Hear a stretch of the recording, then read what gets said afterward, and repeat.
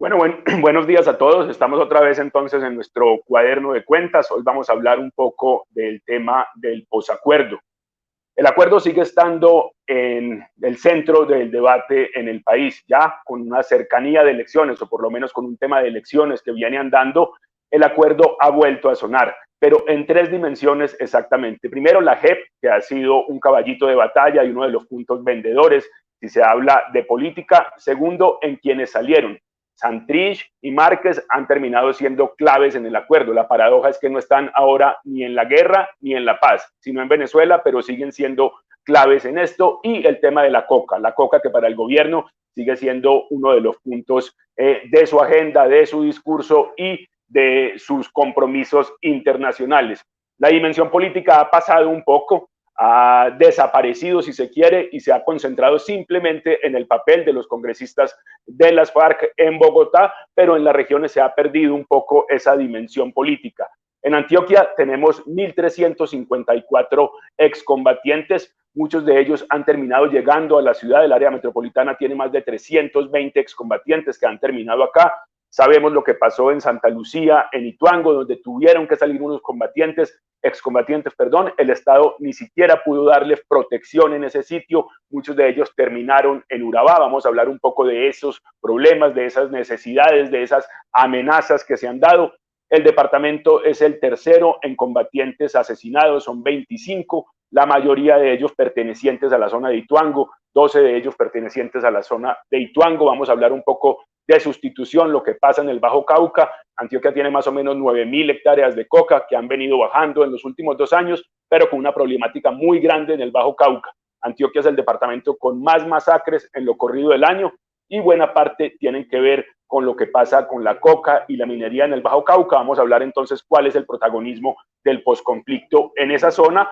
Y Alfonso, no sé, podemos presentar entonces a nuestros invitados y empezar a conversar. Buenos días, Pascual. Buenos días para todos los que se conectan hoy a esta transmisión en vivo de Cuaderno de Cuentas, un producto periodístico de Universo Centro. Estamos por las plataformas de Universo Centro, por el canal de YouTube, por la cuenta de Facebook y hoy, Pascual, por primera vez vamos también por radiolibre.cc. O sea que quienes pues no puedan ver el video o quieran simplemente escuchar el programa, los invitamos a conectarse en este momento en vivo por radiolibre.cc. Hoy, domingo 29 de noviembre, iniciamos nuestro segundo cuaderno de cuentas, como hablaba Pascual, para hacer un balance de los acuerdos de paz 4 años después de la firma del acuerdo por el expresidente Santos y la guerrilla de las FARC. Y tenemos como invitados a Marcos Urbano, él es integrante del partido FARC en Antioquia. Marcos, buenos días. Buenos días, Alfonso, buenos días, Pascual, buenos días para todos. Y para acompañarnos en esta charla también está hoy con nosotros Luznely Osorno. Ella es magíster en Gobierno y Políticas Públicas, defensora de derechos humanos y la directora del Instituto Popular de Capacitación, una ONG con mucha tradición en la ciudad y en Antioquia, para hacer este balance que tenemos 4 años después del acuerdo. Muy buenos días, Nelly. Muy buenos días para todos y todas y también para quienes nos escuchan y nos ven por las diferentes redes.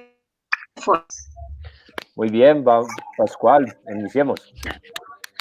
Pues yo creo que podemos empezar un poco, Nelly, Marcos, hablando del ambiente de hace 4 años. ¿Qué ambiente se vivía en el departamento? ¿Qué ambiente se vivía en Antioquia? Las expectativas que tenían ustedes como firmantes del acuerdo. También Nelly nos puede contar un poco el ambiente que se vivía sobre todo en las regiones claves de desmovilización. Y creo que podemos hablar un poco de disidencia, de qué pasó en ese primer momento con las disidencias y del tema particular de esas disidencias en Antioquia. Empecemos entonces ambientando simplemente cuál era el momento hace 4 años, cómo se vivía el tema, y empecemos con vos, Marcos.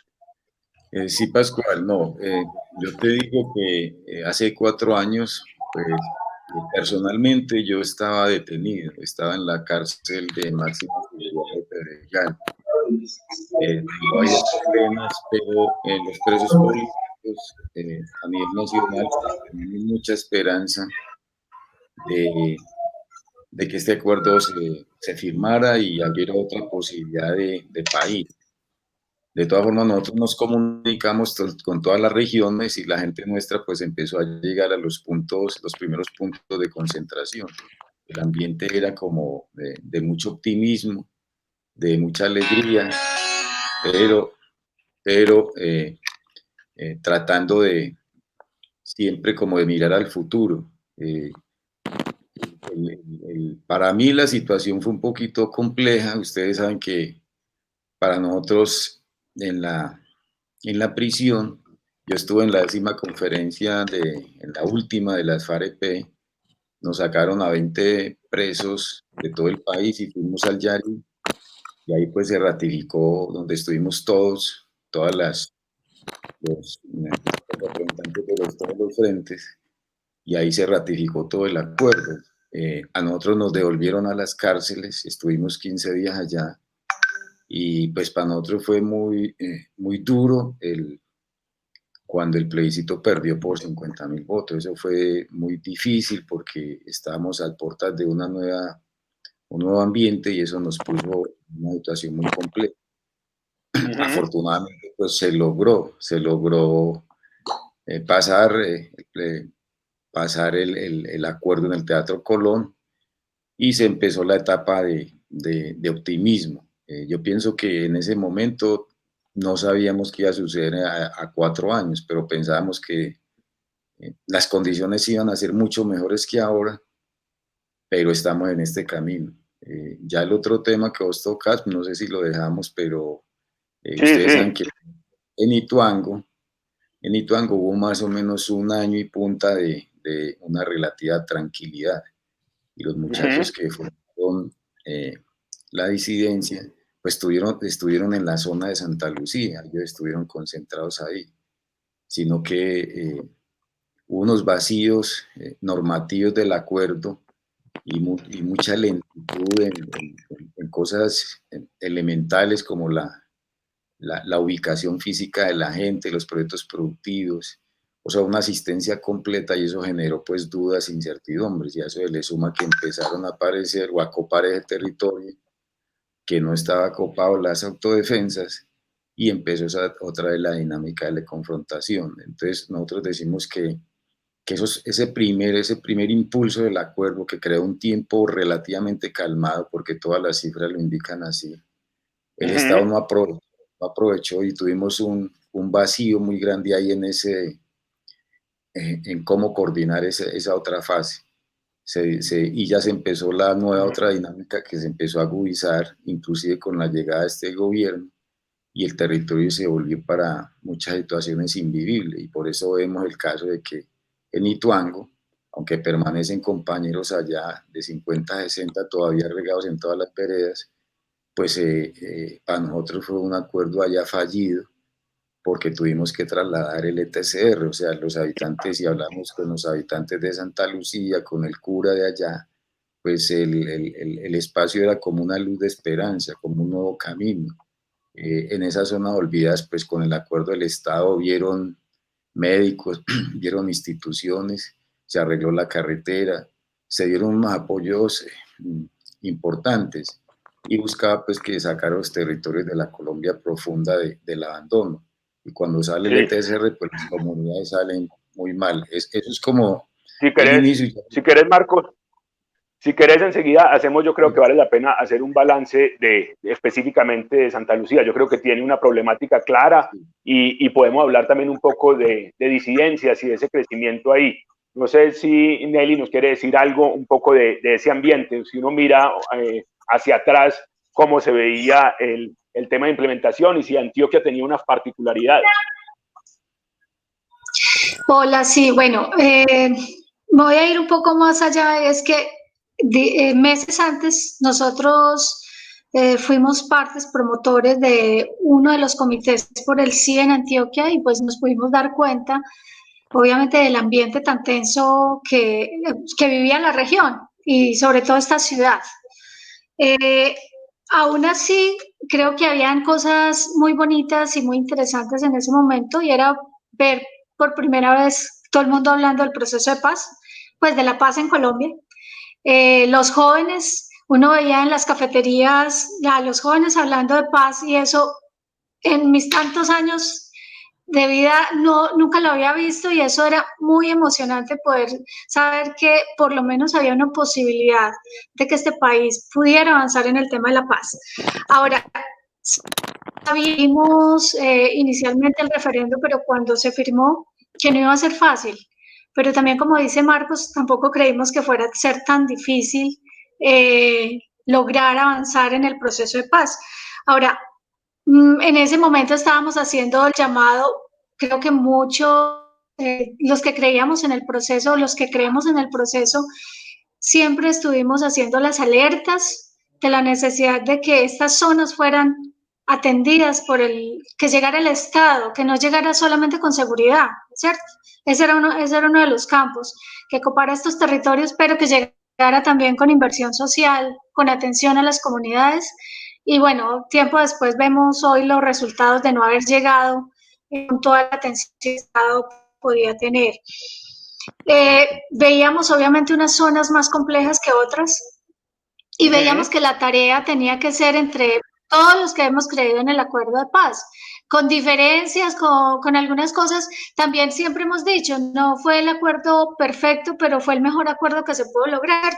Y contrario a otros procesos, aquí se negociaron asuntos fundamentales para, digamos, la reconstrucción de territorios, para avanzar en brechas, en disminuir brechas del campo y la ciudad. Entonces, Nelly, y esto implicaba eran de esas todas maneras. zonas? Sí. ¿Cuáles eran esas zonas con mayores dificultades que decís? Bueno, veíamos zonas como la de Carrizal, ¿cierto? Zonas como la de Ituango, ya la habíamos mencionado, Bajo Cauca, vemos en Dabeiba, e inclusive vemos una que bueno, sigue con dificultades y es San José Apartado, veíamos una dificultad ahí. Hoy vemos cómo, por ejemplo, San José Apartado está totalmente copada por otros grupos armados y las comunidades no han avanzado, digamos, en condiciones dignas para ese territorio. Entonces veíamos Chocó mismo, la zona del Chocó siempre la hemos visto y bueno, a nivel nacional estábamos siempre viendo que el sur era una de las que había que ponerle mucho cuidado a estas zonas. Entonces, la tarea era súper, yo creo que ya había un reto muy importante, seguir pedagogizando los acuerdos, porque es que la desinformación que se trabajó durante el proceso le ha hecho mucho daño a este país. Y yo hoy todavía considero que hay que seguir pedagogizando. En esa pedagogía, Nelly, y en este inicio un poco hacia el pasado, yo quisiera hacer, digamos, en este balance agridulce en el que podríamos ver ese vaso medio vacío, hay una primera herida que ha sido muy grande y ha sido ese plebiscito, lo mencionabas, ese no ha pesado mucho desde el inicio del proceso. ¿Cómo creen ustedes que se puede superar? Es un no que finalmente ha justificado pues muchas de las dificultades que hemos vivido en estos 4 años. ¿Cómo crees, Marco, que ese plebiscito, ustedes cómo piensan desde la participación política, que en algún momento se pueda superar y darle la vuelta? Sí, el plebiscito, pues nosotros decimos que fue un mal calco político de Santos. No sabemos por qué se arriesgó en un proceso que a nivel mundial no tiene referencia. Una cosa tan importante como la paz que está en la Constitución por derecho, lo pone como una actividad política, como una bandera política. Pero entendiendo que nosotros, el plebiscito, pues los camaradas nuestros lo aceptaron, pero inicialmente nosotros no estábamos pidiendo plebiscito, estamos pidiendo ir más allá, una constituyente. Y desafortunadamente se logró ese mecanismo, que es un mecanismo que se utilizó pues con mucha estigmatización. Acuerden que lo del castrochavismo y lo de género fue una cantidad de propaganda negra, poderse decir así, que contribuyó a que el colombiano a pie percibiera una cosa que no se estaba negociando y era lo del acuerdo, o sea, lo mediático jugó mucho. Entonces, nosotros, al menos piensa uno que fue una irresponsabilidad histórica ese plebiscito y entendiendo que muchos sectores, inclusive de poder, no hicieron fuerza para sacar el plebiscito. El plebiscito, la gente del pueblo y las organizaciones, como dicen él, fue mucha gente que no tenía camisa política que sacó, que entendía que la paz era el mejor camino. Entonces, sí pensamos que del poder se jugó el gobierno fue muy ambivalente y hubo una estrategia para que el plebiscito que era en las encuestas, la gran mayoría quiere la paz, pues en las urnas eso se vio casi en una polarización muy grande. Entonces, ¿Y lo que hay que cómo? ganar ahorita es la pedagogía. Yo creo que lo que estamos haciendo, nosotros estamos yendo a las regiones. Ayer les comento que tuvimos un encuentro muy difícil para nosotros, muy duro, con víctimas de la toma de Nariño, Sonsón, de Argelia, de Ajorral, testimonios muy crudos que a uno pues le arrugan el corazón porque muchos de esos hechos narrados por las víctimas pues los hicimos nosotros. Y ya mirando desde la lejanía de acá pues uno ve que la guerra crea una dinámica muy compleja. Pero vimos unas posiciones duras de las víctimas que tienen hijos y madres muertas, y al final pues nosotros abrazamos y quedamos con ellos de hacer un camino de reconstrucción de territorio y de sanación de las heridas sociales. Y vamos a volver a Nariño no para hacer la toma que hicimos, donde estuvimos, sino para hacer una toma de reconciliación. Entonces en la región es lo que está dando eso, desde abajo se está construyendo. Yo pienso que en los medios estas cosas no salen, pero son las cosas que en la región están haciendo como el camino del nuevo país. Y pienso que en estos momentos la gente sí ha avanzado mucho en la sociedad colombiana y no que es un parto muy difícil de que entender que el camino de Colombia es el camino de la reconciliación y de construcción del país en paz. Eso diría. Marcos, No. yo creo, Alfonso, que es interesante para que, digamos, dejemos ese pasado y vamos un poco a implementación, pero creo que no debemos dejar de mencionar qué pasó en Antioquia con el tema de disidencias. ¿Qué tan grandes son esas disidencias en Antioquia? Si estuvieron marcadas esas decisiones de regresar a la guerra por las dificultades iniciales de lo que pasó en Ituango, en Santa Lucía, si eso empujó un poco a la gente que volvió a la guerra, y qué particularidades tenemos con esas disidencias comparadas con otras en el país. No sé si podemos dejar, digamos, ese balance de disidencias y nos vamos hacia adelante.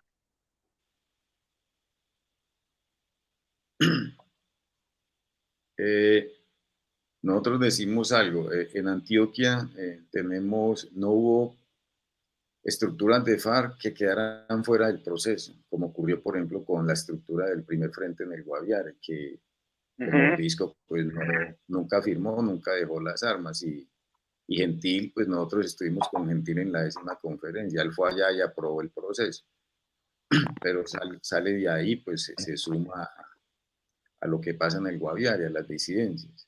Pero aquí Ramiro salió del ETCR de Santa Lucía y Cabullo salió del ETCR de Anorí. Cabullo está haciendo tareas creo que de minado. Entonces cumplían funciones del proceso, pero lo que decimos nosotros es que en los procesos de paz siempre hay un porcentaje de gente que por X o Y razón se aparta. Pero aquí el gobierno no, que la política de paz es una línea de Estado, no hubo una continuidad, una profundización en ese primer momento que es llegar a los puntos y empezar a ganar la conciencia de toda la gente y mostrar que vamos por un camino integral de soluciones. Entonces cuando no había vivienda, la gente seguía viviendo en carpas, no había mucho futuro en la cuestión de la tierra, de los proyectos, y empezaron a haber muertos, entonces eso generó una desilusión. Y la estigmatización, porque como les digo, el proceso de paz ha sido atacado desde su nacimiento por muchas cosas y lo mediático ha jugado un papel muy, muy complejo. Y eso, pues ustedes saben que el poder de las redes y todo eso va incrementando. Nosotros no justificamos, pero sí creemos que no hubo una profundización en esas primeras etapas de la normatividad del acuerdo. Y les digo normativa porque hasta ahora, por ejemplo, no tenemos cómo acceder a tierras y los puntos del acuerdo no se han podido concretar por una cantidad de trabas burocráticas y de normatividad que existe. Entonces hubo un vacío ahí. Yo pienso que en Antioquia se dio eso.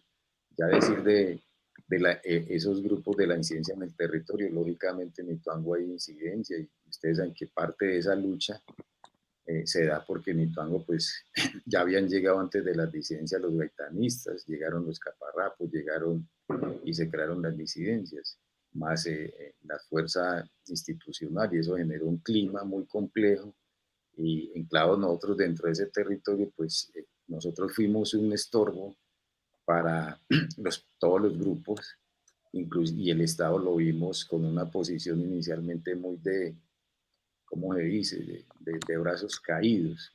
Esa otra discusión que hay que dar, porque con la firma del acuerdo, miles y miles de hombres del ejército salieron de la selva, desocuparon bases, aflojaron filas, y eso creó un vacío en las regiones muy grande. O sea, con las FARC concentradas, el ejército, no sé esa estrategia que hubo, pero los frentes nuestros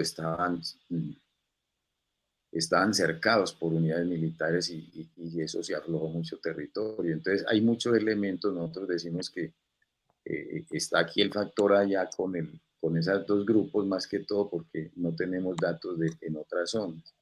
En Ituango es el que más ha sido afectado. En Anorí pues, tenemos problemas de capturas de líderes sociales y excombatientes por acusaciones judiciales, pero la gente ahí sigue trabajando en sus proyectos y están ahí. Estamos,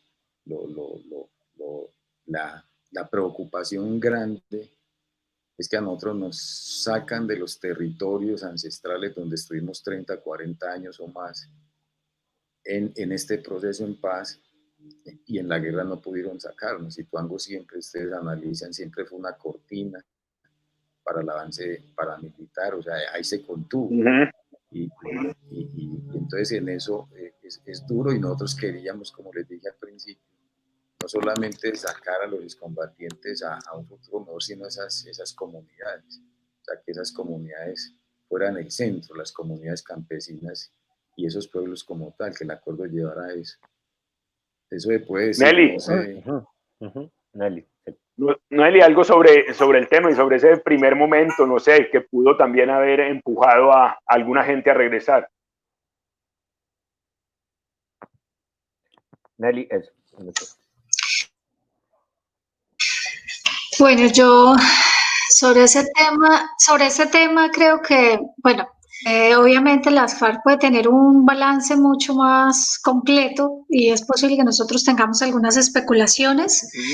Yo lo que creo es que puede haber habido gente que no estaba tan convencido y estaba esperando, obviamente, también que funcionara. Todos los procesos de paz, como dice Marcos, pues tienen unos niveles de disidencias, ¿cierto? Digamos que se regresan. Esto ha pasado en todos los procesos y yo creo que eso es parte de lo que no hemos a paz. Ahora, yo creo que frente a cómo avanzar, por ejemplo, ahorita, frente a lo que pasó con el plebiscito y todo eso, o sea, justamente si esta implementación sigue teniendo tantos tropiezos, es posible que el tema de disidencia siga siendo mucho más alto y que obviamente el país se siga dividiendo en si fue una buena opción o no fue una buena opción el proceso de paz. O sea, la forma de mostrar, la forma de convencer es que realmente este proceso avance y sobre todo que los territorios avancen también en condiciones de vida, incluyendo el tema de la seguridad, que es lo que está haciendo más difícil que el proceso avance tanto para los reincorporados como para los territorios mismos que estuvieron, digamos, que donde tuvo presencia las FARC durante tantos años. Entonces, tanto la seguridad se vuelve un factor fundamental, como para que no haya disidencias, pero también para que la gente crea en el proceso de paz. Sí, Nelly, en los 6 puntos del acuerdo, en este balance que estamos haciendo, el primer punto, que era el fin del conflicto, pues ya vemos las amenazas que hay, ¿no? Un conflicto que amenaza cada vez más con perpetuarse o incluso incrementarse. Hay otro aspecto que es la participación política, Pascual, creo que nos da paso también a la implementación, y es que, ¿qué lectura hacen de ese punto del acuerdo, Marcos y Nelly? Quizás empezamos por Marcos, sobre todo con esa primera participación de ustedes en las elecciones y la baja votación que tuvieron. Pues sí, el acuerdo hace énfasis en reincorporación económica, política y social. Nosotros en lo político, pues es muy importante resaltar la posibilidad de haber sacado la personería para el partido FARC, aunque hubo muchas dificultades, y la primera participación en esas elecciones. Pues el balance que nosotros hicimos es, nadie es un secreto, a nosotros no fue mal, ¿cierto?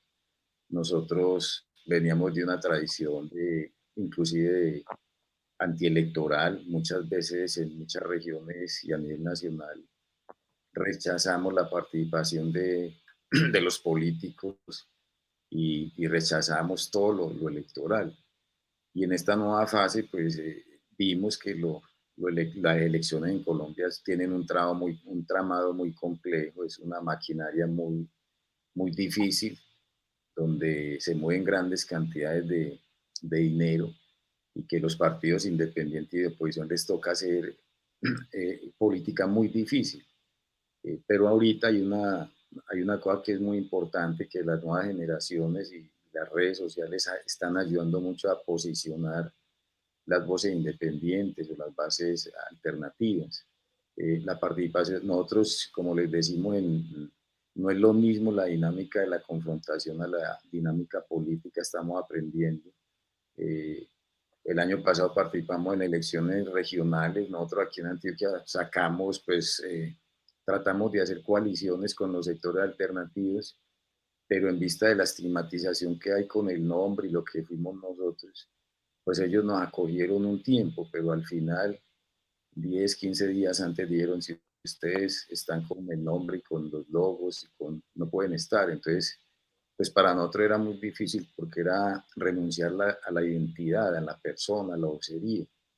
Entonces nosotros tuvimos la decisión de hacernos contar y nos tiramos solos, no porque queríamos, porque nosotros sí queremos hacer una gran alianza, pues, donde sin mucha, donde podamos estar como uno más. Nosotros no queremos protagonismo. Oye, Marcos, y se sigue hablando de política entre ustedes. Digamos que la dimensión de víctimas, de buscar los proyectos, de encontrar como un equilibrio económico, si se quiere, ¿le ha quitado protagonismo a eso, o ustedes siguen hablando de los temas políticos, los excombatientes, eso sigue siendo clave en sus discusiones? Sí, el tema político siempre está presente, la visión política, porque nosotros vemos que muchos de nosotros pues cambiamos las armas, pero nosotros el modelo de Estado sí lo queremos, sabemos que hay que cambiarlo, o sea, seguimos con los mismos ideales, de que la conducción del Estado llegue a otra gente, porque ahorita, objetivamente, los problemas que hay ahora, los problemas de antes del acuerdo siguen ahorita, porque el problema social y económico de este país no ha cambiado. Entonces, nosotros sí seguimos en eso. Obviamente, mucho compañero pues está dedicado a su reincorporación, a su supervivencia. Uno entiende eso como lo están los millones de colombianos. Pero ese aspecto no es una cosa menor en nosotros. Eso es como el ideal nuestro. Nosotros tenemos que defendernos o hacer trabajo ante Comisión de Verdad, ante la JEP, ante buscar personas desaparecidas, hacer el proceso de reincorporación, organizar cooperativas, ir a la tierra a trabajar, aquí trabajar. pero también el elemento político fundamental. Por eso les decimos que en la elección aquí, nosotros nos dejamos contar el año pasado, tuvimos a Elmer, candidato a la asamblea, pues no sacamos la votación, pero lo hicimos sin un peso.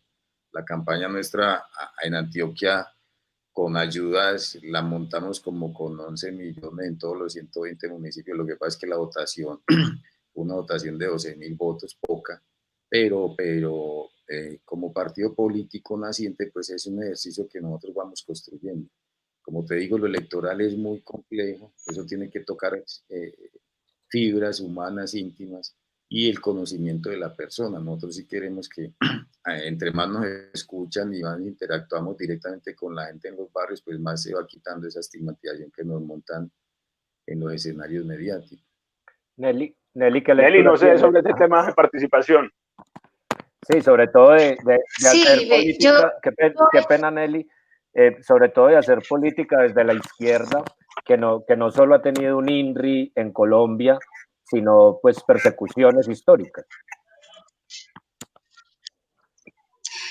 Sí, vea, yo creo tres cosas, pues hemos analizado tres cosas. Lo primero es que creo, pues lo que está pasando un poco con la FARC y la participación política fue un error haber dejado el nombre del partido como FARC, por de alguna manera lo que se instaló hace unos años como el enemigo número uno de este país, que fue lo que instaló un gobierno como Álvaro Uribe, ¿cierto?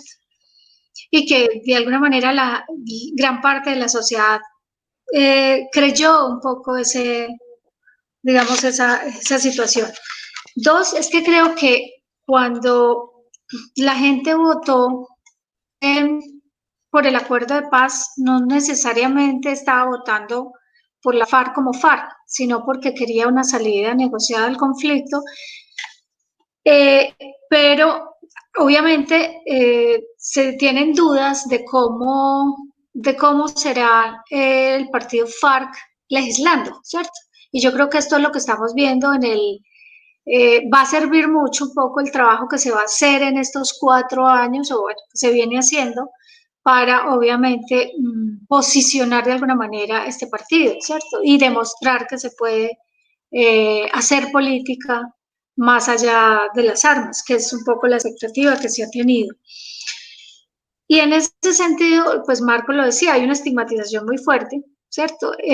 No creo que FARC por ahora solos, y me consta que FARC trató aquí en Antioquia de hacer algunas colecciones, pero hay mucha resistencia todavía y no porque a veces hayan candidatos o candidatas que no quieran estar con FARC, sino porque sienten que restan votos. Entonces, en momentos de la política la política de los votos, en su momento yo sentí que algunos candidatos lo que hicieron fue no juntarse para no perder votos y por eso decir no colocamos el logo de las FARC, ¿cierto? Entonces, pero a mi modo de ver creo que si las FARC quiere avanzar también como partido, pues yo creo que debería un poco repensarse el nombre.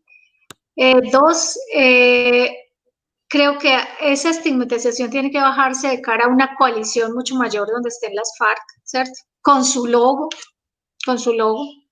porque tampoco se trata un poco de esconder que son del partido.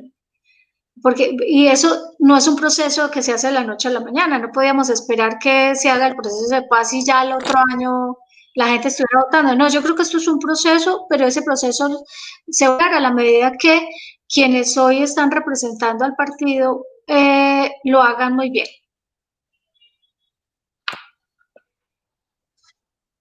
Sí.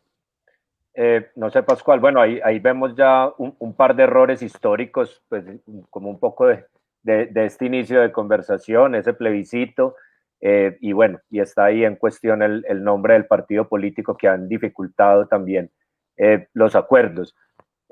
Pascual, si querés pasamos a la implementación. Sí. Que ponemos el video, tenemos un video de Archila que nos hace un recuento de cómo ha sido eso en los territorios y creo que eso nos da pie para que entremos a esos programas de desarrollo con enfoque territorial y a que Marcos y Nelly pues también nos cuenten lo que se está viviendo en los territorios. Dentro de la política de paz con legalidad del presidente Iván Duque, estabilizar los 170 municipios más afectados por la violencia y la pobreza es una prioridad. En Antioquia, de los 125 municipios, tenemos 24 con planes de desarrollo con enfoque territorial. Estos municipios están ubicados en las subregiones del Bajo Cauca y el nordeste antioqueño, Chocó, sur de Bolívar y el Urabá antioqueño. En este momento ya estamos ejecutando más de 380 proyectos, más de 250.000 millones de pesos provenientes de las fuentes de OCAT Paz, obras por impuestos, las que conocemos como obras PEDET, y muchas gracias al apoyo de la gobernación y de las alcaldías.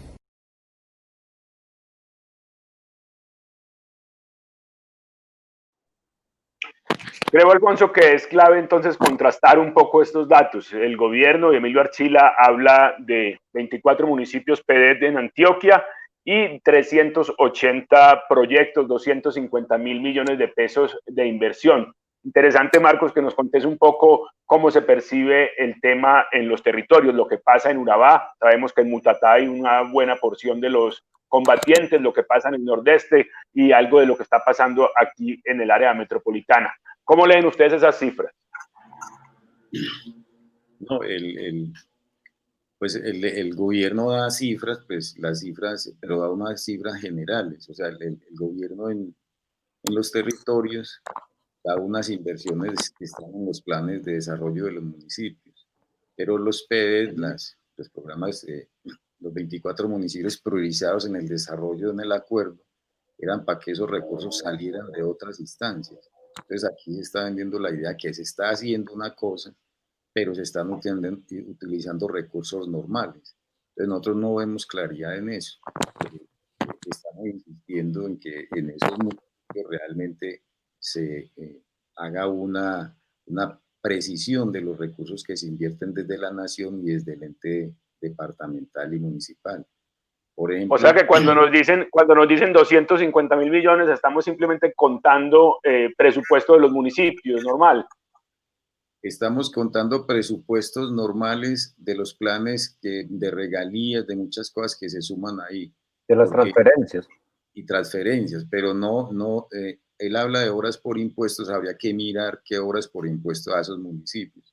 O sea, yo digo que las cifras se manejan, pero habría que mirar el uno a uno de la cifra.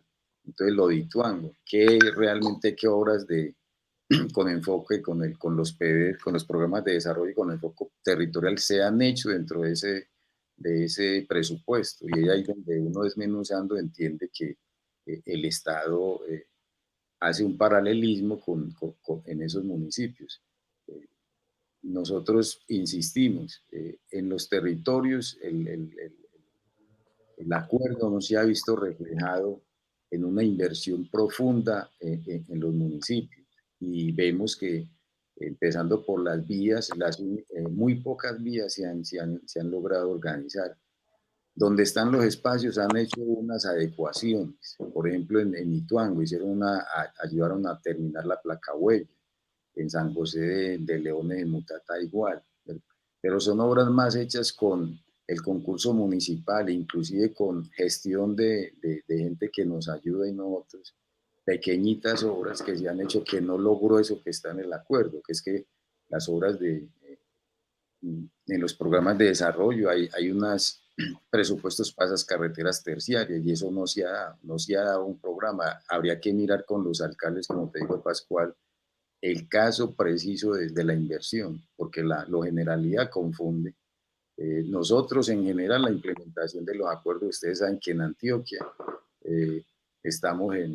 tenemos 4 ETCRs, en Remedios 1, en Carrizales, el que está en Ituango ya está en Mutatá, en la vereda La Fortuna, está el de la Eiva y está el de Ano. Y en esos municipios que son los centrales, ¿cierto? Pues el esfuerzo que se ha hecho ahí de desarrollo ha sido más por gestión y cosas del municipio que por programas de desarrollo de enfoque territorial. Lo mismo. Si yo te pregunto por una obra, por una inversión importante en alguno de esos 4 municipios, ¿qué me decís?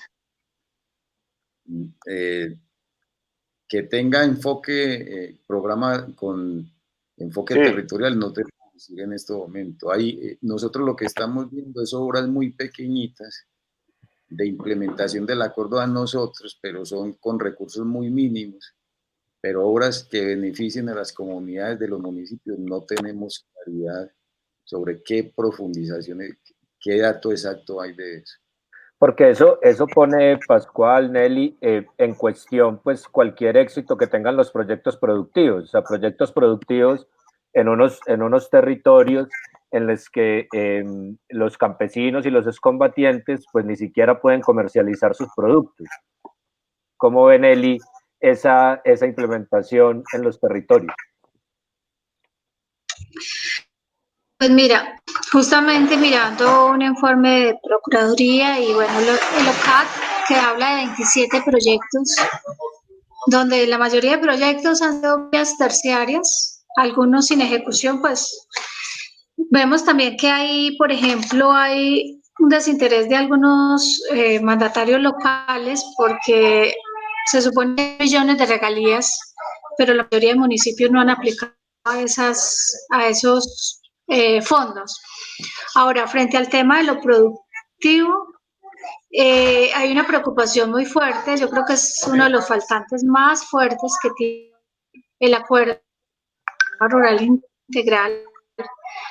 El tema de la formalización y acceso a tierras es uno de los problemas inclusive que se ha tenido, no solamente para los reincorporados, sino también para las comunidades. Entonces, en la medida en que no haya acceso a tierras, ese fondo no esté claro, porque además ese es el problema. El fondo de un fondo de 925.000 hectáreas de las 3 millones que se habían planteado en el acuerdo, ninguna. Mientras no haya tierra, va a ser muy difícil que los proyectos productivos y la reincorporación económica de los excombatientes pueda funcionar, ¿cierto? A mi modo de ver, lo de la pandemia ha visualizado la necesidad de que los reincorporados y las comunidades tengan acceso a tierra, pero a mi modo de ver es el problema más fuerte, porque quienes hoy tienen la tierra en Colombia no la quieren soltar. O sea, la cuestión de la tierra es muy fuerte y en las zonas justamente donde tenemos, digamos, donde están las zonas, pues hay una fuerte concentración de la tierra y además está en manos de grandes empresarios que no quieren soltar la tierra. Para poder avanzar en la reforma rural integral, sí tenemos que hablar de cómo desconcentrar esa tierra, cómo van a soltar esa tierra para que campesinos y reincorporados puedan acceder a ella. Pues yo creo, Marco, que vale la pena, ya que Nelly mencionó el tema de tierras, hablar un poco qué ha pasado con el tema de tierras. Sabemos que en Colombia es el punto, creo, que más atrasos tiene en el acuerdo. Se hablaba acerca de 7 millones de hectáreas en Colombia entre formalización y acceso a la tierra, y creo que no se ha llegado ni siquiera a un 10% de eso. ¿Cómo ha funcionado en Antioquia el tema de acceso a la tierra? Lo de tierras sigue gravitando como un punto fundamental. Ustedes saben que el acuerdo no estableció 3 millones de tierras, de hectáreas de tierra para los campesinos que no tengan tierra y 7 para formalización. O sea, un banco de más o menos un escenario de 10 millones. Y para los excombatientes, pues nosotros no tuvimos, en el acuerdo no se fijó eso, que para uno hacer un proyecto productivo, pues necesitaba un pedazo de tierra y en estos momentos lo podemos decir a nivel nacional, pues no tenemos una hectárea de tierra. Ha sido el problema uno desde el principio. En Antioquia, la única tierra que podemos garantizar es un pequeño, que los muchachos de Cantagallo que están en Córdoba, los compañeros del 58, con Rubén Cano a la cabeza, se instalaron en San José de Leones, compraron un pedacito de tierra en una quebrada ahí en un río, por iniciativa propia, y ahí establecieron unas casas. Eso es de ellos, pero los otros ETCR, pues la gente está pagando, el gobierno paga arriendo, nosotros no tenemos tierra. para producir. Y entonces en Ituango también pasó eso. Había un proyecto de ganadería, pero había que alquilar, el ganado estaba en tierra alquilada. Y cuando eso se da, pues eso es más complicado. Y cuando hubo que trasladar el proyecto, pues las adecuaciones que hicieron a esas fincas, que costaron adecuaciones pues de cercas, de otras cosas, de infraestructura, pues se pierden, ¿cierto? Porque ahí se pierde la inversión de lo que cuando uno adecua un terreno para invertir. Y así en muchas partes.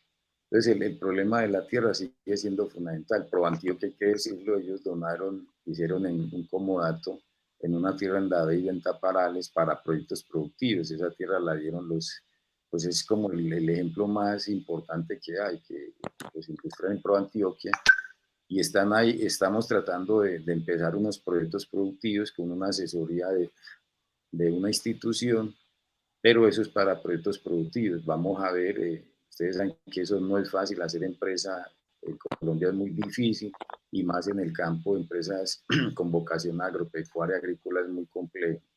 Estamos en eso. ¿Y qué se va a hacer ahí, Marcos? ¿Se sabe qué se va a hacer? Sí, ¿cómo? No te escuché. ¿Qué se va a hacer ahí? ¿Se sabe más o menos qué se va a hacer? Pues hay proyectos de agricultura, de meter apicultura, de miel y de meter pescado, ¿cierto? O sea, combinar. Y hay una franja de esas tierras que quedan ahí a la ladera de la montaña, para conservación de bosques y aguas. Ustedes saben que ahí va para abajo eso, el Paramillo prácticamente, esa serranía, es la que surte agua a más de 15, 20 municipios de Antioquia y Córdoba al otro lado. Entonces, se está tratando de buscar eso, pero volvemos a decir que la tierra ha sido ese elemento más complejo para nosotros, porque no hay donde construir unas casas con un mínimo de dignidad, y entonces es el aspecto fundamental. En Mutatá el gobierno se comprometió en el traslado de los muchachos de Santa Lucía a comprar unas hectáreas donde están ahorita, está pagando un arriendo, pero queremos agilizar que al menos sí compren esas hectáreas de tierra. Y ahorita tenemos un lío allá de que donde se van a hacer las casas, pues la gente está durmiendo en plástico negro, pues a la intemperie, y no se ha podido hacer una carretera de 1 kilómetro para hacer unas viviendas provisionales, siquiera un año, para empezar a hacer la habitación de la gente. Y allá hay mujeres, niños. Hay un comentario, hay uno de los comentarios que nos están haciendo en las redes sociales, Dolly Alas, que nos dice que en Llano Grande, en Dabeiba, también compraron tierra. Un poco ahí, no sé si pues sea cierto, pero lo de Llano Grande es eso que te digo, okay. Compró Proantioquia, pero no está exactamente en Llano Grande. Taparales está sobre la vía principal, a 1 hora más abajo del cañón de La Llorona. Entonces los muchachos tienen que salir de Llano Grande hacia Taparales. Pero esa es la... Aquí hay una... Aquí hay, Marco, una contradicción, si se quiere, porque vos nos estás diciendo, se ha logrado hacer una placahuella, la gente está durmiendo en plásticos, no se ha podido hacer 1 kilómetro de carretera, pero desde el gobierno nos dicen se están invirtiendo 250.000 millones de pesos. Entonces uno oye unas cifras de inversión gigantes y va a mirar, y lo que vos decís es, estamos durmiendo en plásticos, no hemos logrado hacer 1 kilómetro, no se ha comprado la tierra, y la gran obra es una placahuella en Ituango. Entonces, no sé, queda uno como descolocado. Sí, lo real es que por eso les decimos que las cifras macro son mucho para la galería, pero lo real en el territorio, ustedes van, si quieres, después vamos a los territorios y vemos los problemas que son muy sencillos, muy de fácil solución, pero no hay una decisión institucional de avanzar. Por ejemplo, en Anurí, el ETCR hay que moverlo más cerca al pueblo por toda la situación por una situación de seguridad, y que se buscó otra tierra, y estamos a ver si el gobierno ayuda a comprar un pedazo de tierra, porque como les digo, donde están los ETCR son zonas donde se paga arriendo, o sea, el gobierno no previó eso. Entonces estamos dando unas tierras que den la posibilidad de producir y también de construir, que los muchachos y las familias construyan una vivienda digna, porque las que se construyeron, ustedes saben que ese meterbo es muy delgadito y eso pues da para más o menos 2 años, pero ahorita con la lluvia, el deterioro, eso se va pudriendo y se va acabando. Entonces, se hacen unas inversiones, pero no se solucionan los problemas reales de fondo. Yo creo que en eso el Estado le ha faltado como mirar más a largo plazo y tener como más ejecutividad en eso. Pero, como les digo, estos problemas en Carrizales también hay que moverlo, lógicamente. Allá también por seguridad hay que moverlo más cerca a Remedios, pero en ese proceso estamos, o sea, pero lo fundamental es que ojalá se consigan, no estamos pidiendo grandes extensiones de tierra, están pidiendo 80, 100 hectáreas, que no es mucho para 100, 150 familias, donde pueda hacer unos caseríos dignos, 50, 80, 150 viviendas y donde pueda la gente tener proyectos productivos sostenibles. Y la gente no está en eso, o sea, hay mucha cosa de gestión en lo productivo, pero insistimos, el problema medular es la tierra. El gobierno sacó hace 10 días un reto para agilizar por la SAE, la Sociedad de Activos Especiales, que puedan adjudicarse tierras decomisadas a los excombatientes. Vamos a ver, pero eso es, como les digo, se crea el decreto, pero hay una normatividad que impide que la agilización, porque eso hay unas instituciones dedicadas a eso, como la Agencia Nacional de Tierra, y eso queda enredado ahí. Hasta ahora el balance es eso, el que tiene tierra es San de León. Sorprende, Pascual, que pues Antioquia muestra también las dificultades de algo que en los números pareciera ser más sencillo. O sea, 1.300 combatientes, pocas zonas, y ni siquiera en esas pocas zonas se logran en 4 años avances importantes. O sea, uno diría, pero es que no estamos hablando de 500.000 excombatientes o problemas, digamos, de grandes cantidades de personas, sino pues unos espacios que tienen 80, 70 combatientes, y bueno, y todavía duermen en carpas 4 años después. Yo no sé, Pascual, si hablamos un poco de Medellín, que nos quedan, pues vamos ya unos 10 minuticos para estar, porque pues pienso, no sé, Nelly, cuando hubo la reincorporación de las AUC, esos primeros eran miles combatientes, digamos, Medellín tuvo un liderazgo amplio, fue mucho más visible. ¿Qué comparaciones podríamos hacer con esta reincorporación en la ciudad de los combatientes de las FARC, que pareciera, o es mi percepción, ha pasado mucho más inadvertida? Sí, yo creo que son varios asuntos. Lo primero es que el acuerdo de paz con las FARC se ha centrado más en lo rural y se ha invisibilizado más lo urbano. Es como si las ciudades esto no hubiera impactado, el conflicto no hubiera impactado y por el contrario, la reinserción de las autodefensas lo centraron mucho en las ciudades. Obviamente los dos procesos son muy diferentes. Y lo otro es que si hablamos de Medellín, por ejemplo, Medellín generó empleo para los reinsertados.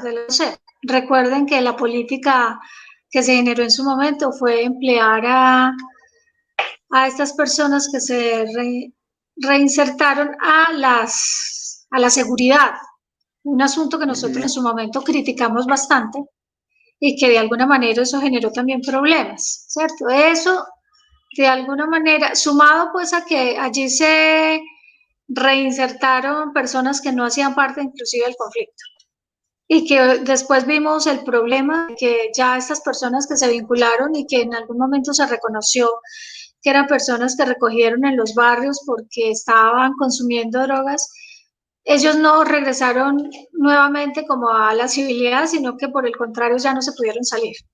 Digamos que hay una gran diferencia.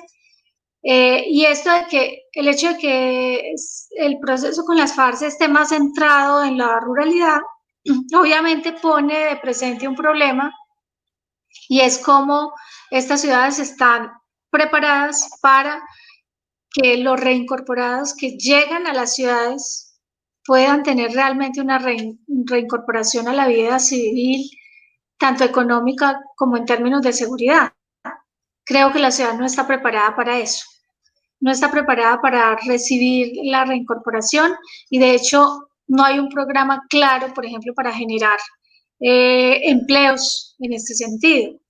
Y esto también partiría por un diálogo con empresarios, qué tan dispuestos están, generar condiciones, obviamente, de proyecto productivo aquí en la ciudad para poder generar condiciones de reincorporación.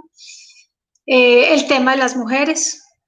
Entonces, a mi modo de ver, yo creo que las ciudades no están preparadas para hacerlo y lo vemos porque se creó la gerencia para la no violencia, bueno, la Secretaría de la No Violencia, perdón, y el simple hecho de no mencionar que fuera pues gerencia de paz implica que de alguna manera, como lo han dicho, pues esto ha tratado de que quienes no votaron a favor del proceso, del acuerdo, pues se sientan recogidos en parte. Pero a mi modo de ver también es un error porque no hablar de paz puede distorsionar también los procesos. Marco, nos decís que hay cerca de 320 aquí en el área metropolitana, eso es un poco más del 20% de los excombatientes en Antioquia y que ha seguido llegando gente. Contanos un poco de ese proceso, de cómo la gente ha terminado llegando a las ciudades y qué hay para hacer acá. Sí, Pascual, aquí hay más o menos 325, pero la última cifra de hace más o menos 2 meses, ahorita deben haber más. Estamos porque cada semana llega un compañero que es sacado de su territorio, de La Blanquita, de Urrao, de territorios del Chocó, del Nordeste. O sea, lo que dicen en La Habana, inclusive la gente nuestra no escribió una sola línea sobre la reincorporación urbana y ahorita la realidad, la tendencia es que por las situaciones de conflicto en el campo, en las zonas donde nosotros estuvimos, antes la mayoría de la gente está caminando hacia los centros urbanos. O sea, es como la tendencia. Nosotros mirando eso con preocupación. Les digo, por ejemplo, que me informan de todas las áreas de Guaviare, del Meta, por los últimos asesinatos, pues la gente va a tener que salir de esos espacios territoriales, van a tener que dejar sus cosechas y se van a concentrar buscando un sitio cerca de Villavicencio. Aquí en Antioquia ustedes saben lo que pasó con Ituango, hay que mirar Remedios, está una situación de Carrizales, los muchachos de La Blanquita y Mandé están complicados, entonces la situación de seguridad es dura y la gente pues opta, la mayoría, por venirse a la ciudad. Entonces Medellín es una ciudad y Bello y los municipios del área metropolitana receptora de firmantes del acuerdo.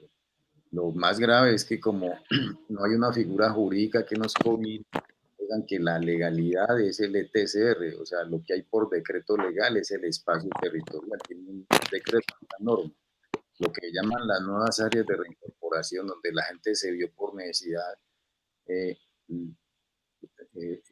donde se desplazó la gente, que son nuevas áreas de reincorporación, que en Antioquia son 6, por ejemplo, los de Yondó, los de acá de Medellín, los de Urrao, los de Mandé, ellos no tienen una protección jurídica, o sea, no están reglamentados, para ellos no hay ayuda pues, ni en vivienda, ni en alimentación, y la cuestión de la asistencia a los proyectos es más delicado. Entonces la gente aquí en Medellín está en los barrios, está invisibilizada, está prácticamente escondida por la chapa, la estigmatización, es muy duro en los barrios de la era, la gente nuestra se ubica más o menos en los extractos 1, 2, es, mucha gente, pues, madres, cabezas de familia que inclusive están en que inclusive tuvieron a sus hijos en esta cosecha de paz y ahorita las ve uno con su pequeño hijo solas en unas piezas en esas comunas. Entonces, nosotros estamos tratando de hacer proyectos de autogestión. Ahorita aquí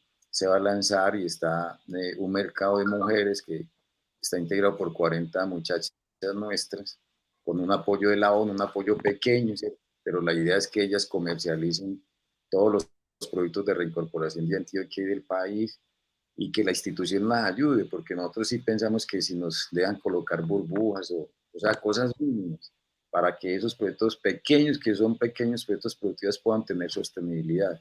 Entonces aquí ahí es la dificultad. La otra dificultad de los muchachos aquí es la vivienda, pues ellos aquí no hay posibilidades, estamos mirando una ruta de acceso a vivienda.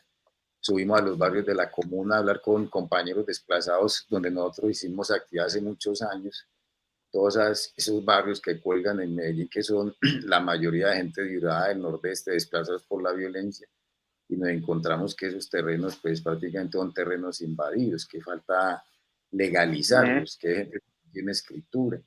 Y nosotros, pues, nos llegamos aquí con el mismo lío, el lío de la vivienda, todos, y el lío de proyectos productivos de empleo. Y a eso se le suma la estigmatización, que para lograr eso, pues nosotros vemos que quién más que la gente que vivimos la confrontación y las organizaciones que están ayudando en eso, que hace pedagogía de paz, que realmente se tome eso de manera institucional.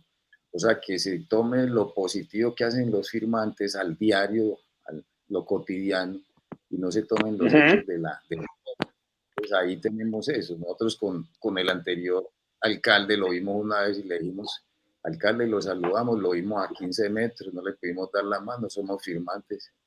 Y con este, pues, estamos tratando, lo que dicen él, y hacer una interacción con la Secretaría de No Violencia. Ojalá nosotros tenemos unos planteamientos importantes, inclusive queremos ayudar pues a tender puentes para la paz territorial en Medellín. Nosotros, los que venimos de las cárceles, pues vivimos el proceso de hacer mesas de trabajo, de derechos humanos con muchos sectores que actúan en Medellín, y queremos construir como un camino diferente, pero todavía no hemos logrado como una dinámica que integre todas estas propuestas.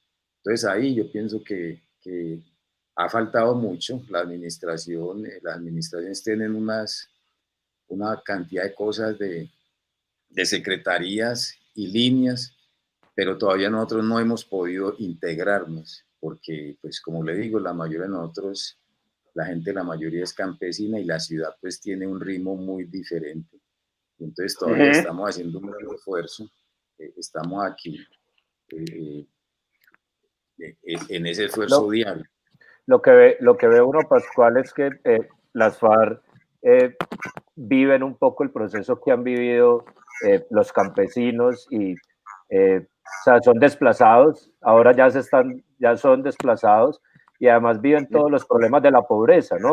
Esto parece que sigue siendo en el fondo un problema de pobres a los que es muy difícil resolverles, no importa si son excombatientes o no, digamos, esa marca de la pobreza que desplaza, que no encuentra legalidad en ninguna parte, que no puede establecerse ni en lo rural ni en lo urbano, pareciera un círculo que no se rompe.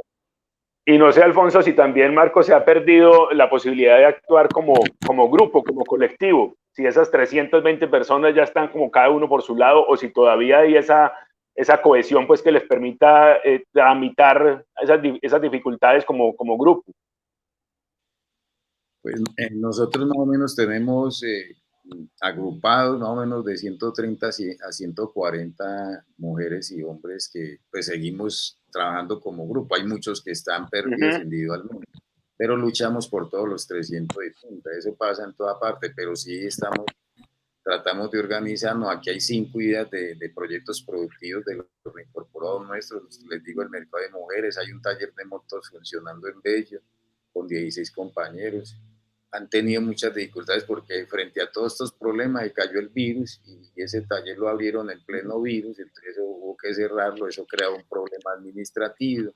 Lo otro es que nosotros no somos, como le digo, nosotros no tenemos vocación de gerencia, no somos administrativos, nos da muy duro eso.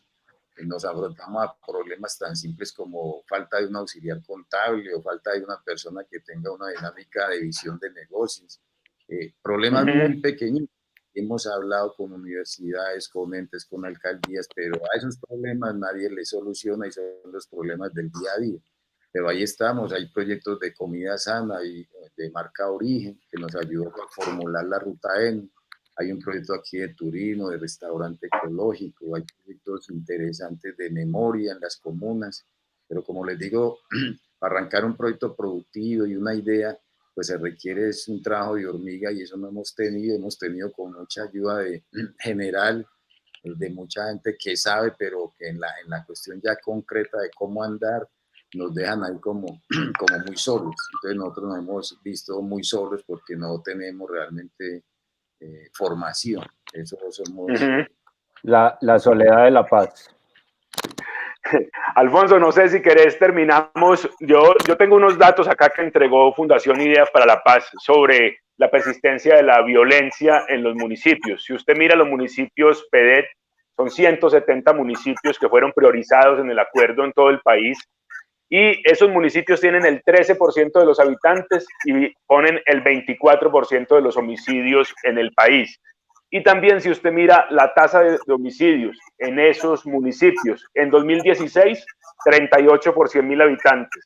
En 2019, 54 por 100.000 habitantes. O sea, ha ido creciendo el número de homicidios en la mayoría de esos municipios PEDET. No sé si terminamos por eso, pensando ese mismo tema en Antioquia. Si estos municipios claves del acuerdo en Antioquia también han tenido una persistencia y un aumento de la violencia. Y creo Pascual, ya nos pasamos de las 12, todavía nos podemos, si a ustedes les parece, unos 10 minutos más, y creo que no deberíamos dejar pasar el problema de las drogas, que tiene también mucha relación, obviamente, pues con esos niveles de violencia en esos municipios. También, claro. No sé si Luz Nelly quiere dar alguna primera impresión.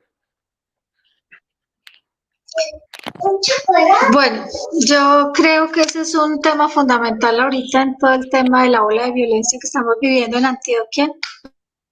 En general. Creo que es hora de empezar a hablar de legalización. Eso a veces resta popularidad, pero a mi modo de ver, el poder empezar a hablar de legalización, que cada asesinato que se está dando en Colombia, esa sea de alguna manera la excusa que se está utilizando inclusive para, en algunas ocasiones, crímenes políticos. Uno de los grandes problemas que se ha tenido con el tema de sustitución de cultivos es fue la clara, de alguna manera, este actual gobierno hizo un retroceso en ese proceso. Vemos como en el Bajo Cauca, por ejemplo, familias que estaban preparadas para ingresar al tema de sustitución voluntaria de cultivos, no pudieron ingresar. Para eso se le suman incumplimientos en los pagos, incumplimientos de acciones que tendría que tener en temas de alimentación, vivienda. Pues obviamente también son territorios en los que las comunidades que se metieron, las familias que se metieron, se vincularon al programa, también están siendo extorsionadas, obligadas también a veces a seguir sembrando. Entonces, ni hay condiciones de seguridad, ni se le está cumpliendo por parte del gobierno todas las condiciones para que estén, pero además hay familias que no vincularon al proceso de sustitución de cultivo y por el contrario, lo que hicieron fue implementar la erradicación forzosa, lo cual ha creado, digamos, unas difíciles condiciones en los territorios porque obviamente pues la gente no estaba esperando esto a partir del acuerdo de paz, al contrario, lo que la gente pudiera condiciones para sustituir esos cultivos, pero lo que se ha dado es generar inclusive más violencia con esa postura del actual gobierno de la erradicación. A eso le sumamos pues la apuesta por la fumigación de cultivos. Entonces, a mi modo de ver, es una postura del gobierno que es acabar inclusive con ese punto inclusive. Eso es un retroceso en el acuerdo y eso sí es parte de hacer trizas el acuerdo de paz. Alfonso, si querés contrastamos con lo que dice Archila, Emilio Archila, el director de reintegración. Y contrastamos un poco también con... Sí, pongámoslo y lo contrastamos un poco con lo que también nos puede decir Marco sobre el tema. Listo. Entonces, Luis, vamos con el segundo video. Dentro de la política de paz con legalidad del presidente Iván Duque, acompañar a las 100.000 familias, 400.000 colombianos que están en proceso de sustituir la coca es una prioridad. En Antioquia tenemos 5 municipios. Hemos hecho inversiones por más de 150.000 millones de pesos. Estamos apoyando a 11.500 familias y hemos logrado sustituir casi 5.000 hectáreas de esa mata maldita.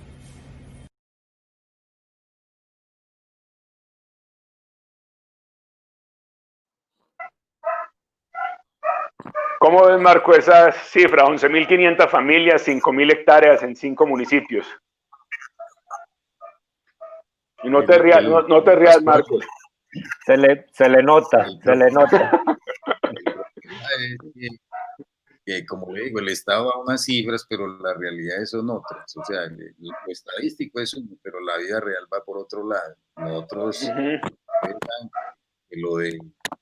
en Colombia, para empezar a despejar el camino de la droga, de los cultivos, pues el punto 4 fue muy preciso, una serie de mecanismos. Si hubiera voluntad política, pues eso hubiera avanzado, pero ustedes saben que este gobierno paró ese programa casi 2 años. Y las 90.000 familias que dice, hay unas como por ejemplo los de Ituango, los campesinos diciendo, ya no, a nosotros no nos pagan. En varios municipios dicen eso. Y la gente, ¿qué ha hecho? Hay una, en el Bajo Cauca, en Briceño, la gente, ¿qué hace? La gente dice, pues yo no puedo porque el gobierno me incumple, y otra gente, inclusive les toca como resembrar, porque en esos territorios ustedes saben que lo económico campesino es sobrevivir, y hay productos agrícolas que no les da para lo mínimo. Entonces es un problema social que el Estado no tomó. En el fondo el Estado tiene la política y le agrada la política de sustitución y de reprimir a ese fenómeno, pero le da muy duro a la base campesina. Y esa no va a ser la solución. La solución en Colombia para ese problema es la sustitución y otros elementos que sean ahí de políticos, inclusive pensar más adelante en la legalización, pero aquí eso es es un tema tabú. Entonces, en la zona, la gente, ¿qué se está haciendo? Pues la gente está resembrando más al fondo, más en los cañones, eso se está dando, eso no se puede tapar, y eso lógicamente crea unas dinámicas de conflicto grandes, porque el narcotráfico pues no es, el narcotráfico alimenta el conflicto, eso es cierto, pero para solucionar el problema debe haber una voluntad política, y el gobierno no quiere. Entonces yo digo que esas cifras son muy, que sería bueno, como les digo, en cada municipio ir a contrastarlos en Ituango, en los municipios del Bajo Cauca, qué es lo que está pasando, y ya la otra dinámica, la de la violencia que genera eso, pero no solamente el narcotráfico, sino las otras economías ilegales, lo que es la minería, lo que es los proyectos grandes que se están dando en varios territorios. Entonces, yo digo que el problema de las drogas es un problema que sí está en deuda el Estado, este gobierno, ese punto se paró. Nosotros teníamos gente trabajando ahí en cada región, y a esa gente la dejaron, o sea, eso se paralizó todos los grupos de trabajo. Y eso está ahí a una cosa asistencialista. A alguna gente sí le dan unos recursos, pero como programas está muy paralizado. O sea, ese punto pienso yo que tendríamos que analizarlo en las regiones, como dice Pascual, en esas regiones donde hay cultivos y donde hay familias vinculadas a ese programa. Bueno, Alfonso, no sé, 1 hora y 13 minutos llevamos. Yo creo que hemos hablado de algunas cosas importantes de participación en política, de algunos territorios claves, lo que pasa en Ituango y en Urabá. Hemos hablado también de sustitución, de proyectos y las dificultades de muchos de los combatientes, y un poco de lo que pasa en Medellín. No sé si hay algo clave que crees para terminar. No, yo creo que resaltar, pues no es fácil un acuerdo de paz tan complejo. 578 puntos tiene el acuerdo, ahora que se le hace el seguimiento de entidades internacionales como el Instituto Kroc.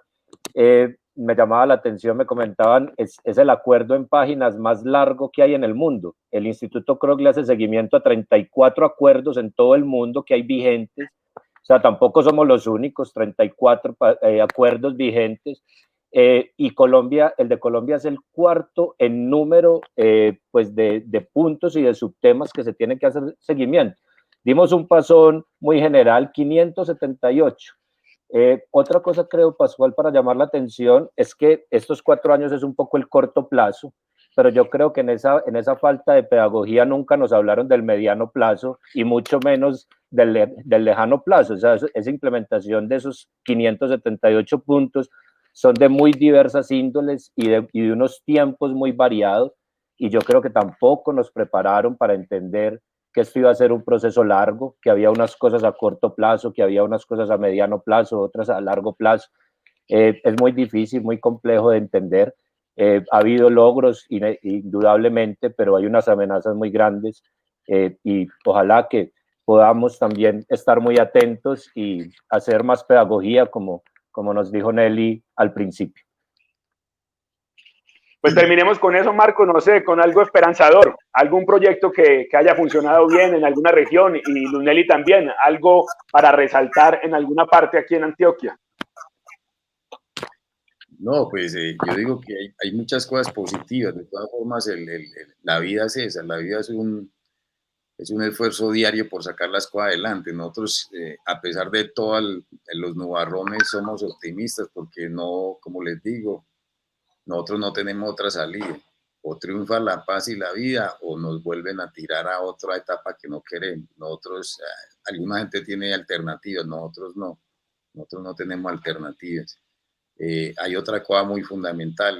En este momento la verdad está en disputa en Colombia, y con lo que se habló en Bogotá, lo de Álvaro Gómez, el reconocimiento, pues ustedes saben que hay muchos sectores de una extrema muy dura no aceptan esa verdad, y son cosas que nosotros reconocimos que se hicieron, ¿cierto? Y aquí en Medellín y en otras cosas vamos a decir cosas que hicimos también acá, o sea, y la verdad va ligada con el reconocimiento y va ligada con el centro del acuerdo, que son las víctimas. Pero nosotros estamos dando mucha importancia, aunque no se divulga mucho, a esos encuentros con víctimas. Antier estuvimos con víctimas de San Rafael y ayer con 4 municipios del Oriente, y vamos a hablar con muchos sectores porque son las víctimas que nos dan a nosotros ejemplo de cómo construir una mejor sociedad. Ellas que sufrieron en carne propia son las que abrazan la paz y nos abrazan a nosotros a pesar de que producimos dolor. Entonces yo creo que la esperanza está ahí, que el fundamento es que esas señoras, esas madres son las que nos van a empujar y van a empujar a este país como a un país más justo y más humano, reconociendo, como les digo, que la guerra es un animal muy complejo y esa cotidianidad pues creó muchas situaciones, pero que este país está cansado, y que uno ve que esta nueva generación ya no cabe en el modelo de estructura y de política aquí en el país. Esta generación ya no cabe en este ropaje que tenemos nosotros, y el país se va abriendo, aunque muy lentamente. Es un parto que yo digo que no es de meses, es de años, se va abriendo, y pensamos que entre todos podemos lograrlo, y gracias a ustedes y a toda la gente que nos escucha, pero hay que perseverar y luchar. Esa es la vida es esa. Nelly, ¿algo para resaltar?